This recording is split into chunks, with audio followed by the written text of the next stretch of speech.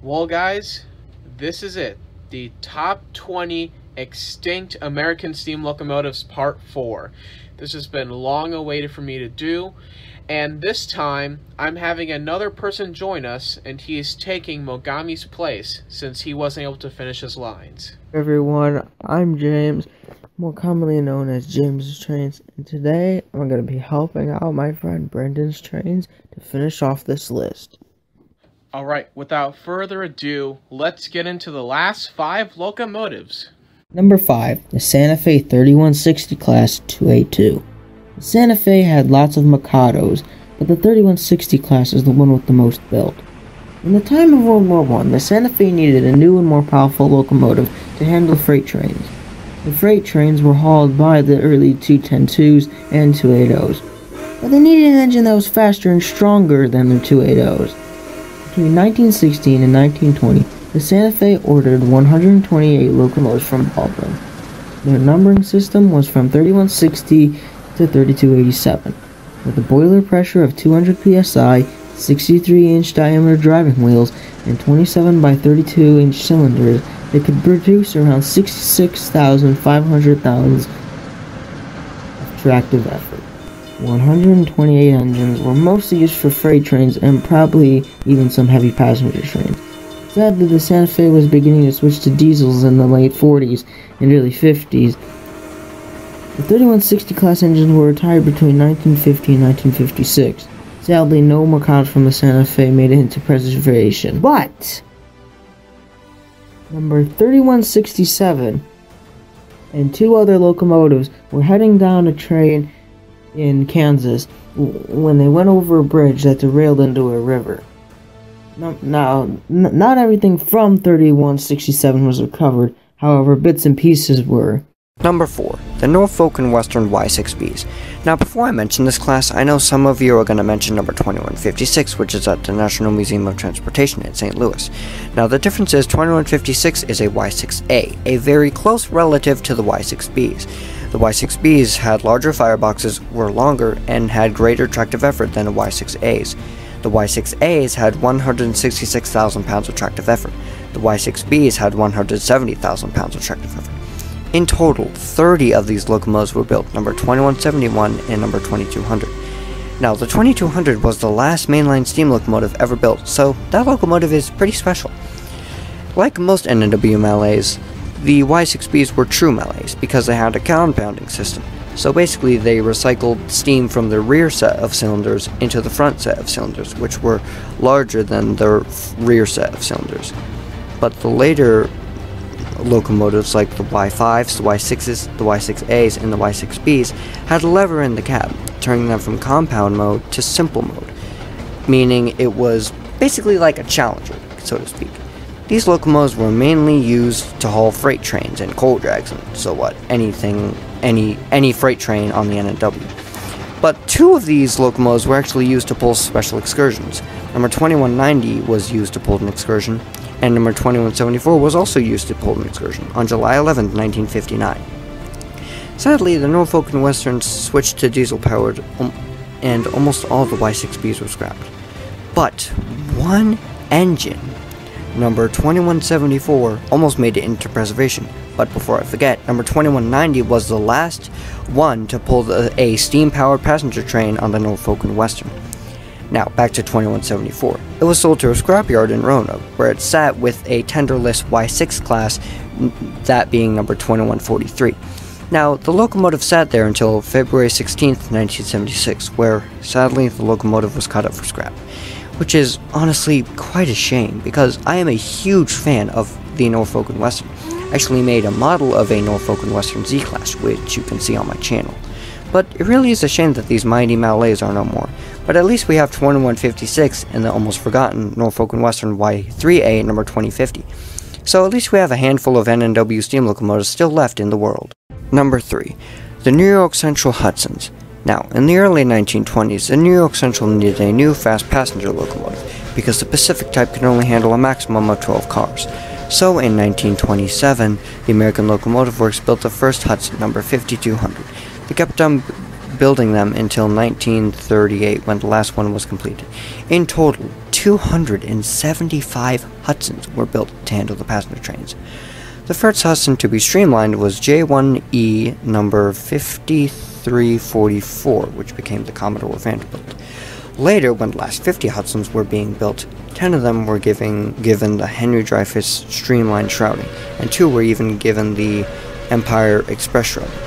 The last 50 Hudsons were known as Super Hudsons because they had a boiler pressure of 265 psi, a driving wheel diameter of 79 inches, and a maximum tractive effort of 41,860 pounds. These 275 engines were known to pull the 20th Century Limited and the Empire State Express at up to 110 miles per hour, which is incredible.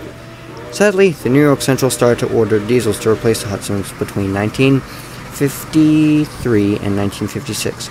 Even though the tender of 5313 was spared, none of the actual Hudsons were preserved, which is honestly kinda sad, because I'm a big fan of streamliners. Or were they? In a couple links online and in some train books, I managed to find out that there was actually supposed to be a J3A Hudson set aside for preservation to go to the National Museum of Transportation in St. Louis. The locomotive that was constantly talked about in the books was engine number 5441, and it was set aside for preservation, but unfortunately there was a mistake in communication regarding the 5441 status, and the 5441 didn't live to see preservation, being cut up with the other Hudsons. Number 2. The Eerie J2-210 Russian decapods. Beginning in 1916, the Baldwin Locomotive Works began building 210 decapods to go to Russia. However, when the empire was overthrown, more than 200 decapods were left behind in the United States. In 1918, 75 of the Russian decapods were sold to the Eerie Railroad. They were numbered 2425 to 2499, and they were built by Alco and Baldwin. With 52-inch diameter driving wheels, 180 pounds per square inch boiler pressure, and 25 by 28 inch cylinders, you will be looking at 51,490 pounds of tractive effort. They were not the most powerful locomotives, but they were a good fit for freight trains and passenger trains to fill in the gap in the engine roster. In 1943, the Eerie sold one decapod to the Alabama, Tennessee, and Northern, that engine being number 2450. Then, 16 of the decapods were even leased to the Susquehanna Railroad in the 1940s. Sadly, the engines on the Eerie and the Susquehanna were retired in 1950, while 2450 was retired, I believe, in 1954, since that's when the other decapods on that road were retired. There wasn't very much information on these locomotives, so it's pretty hard to find when they were retired. Now, before we get on to number 1, here are some honorable mentions for this list.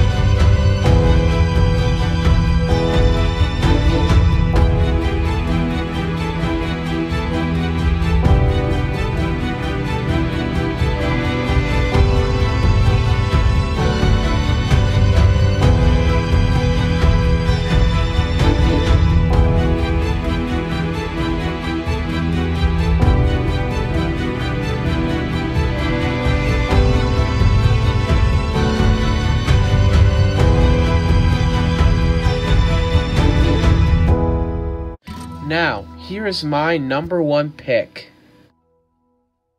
the Great Northern S1 Class 484s.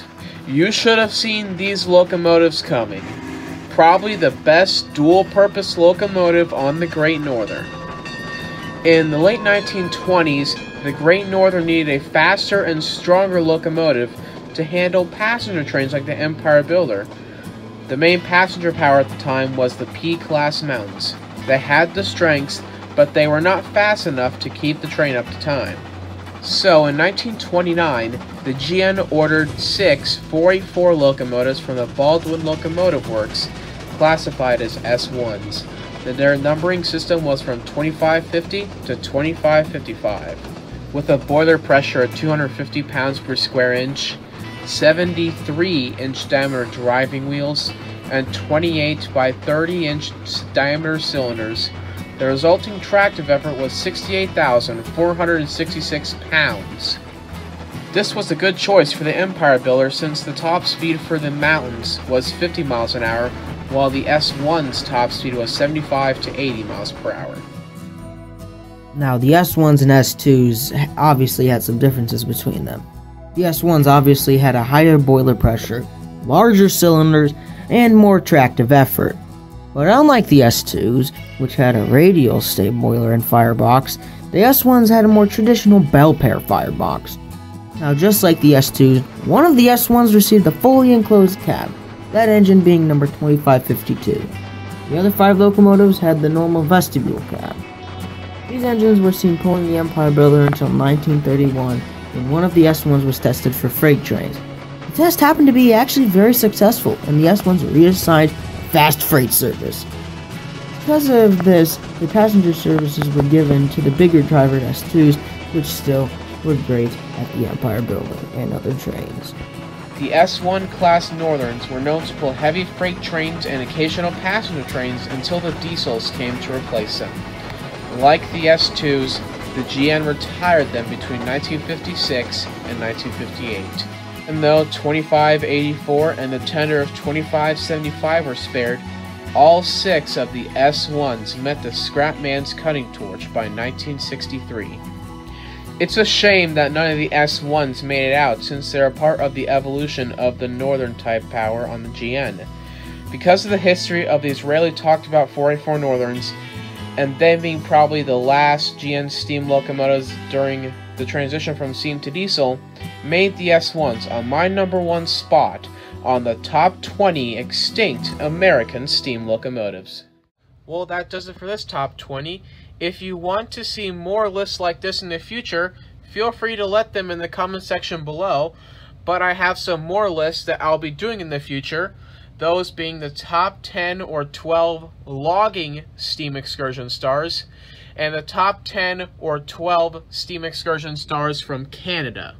Before I go, I want to give a big thanks to the 3 people for helping me make this list happen, those being BDvid's, James's Trains, and Mogami. I will be putting their channels in the description. Anyways, that's it for now. This is Brendan's Trains, signing off.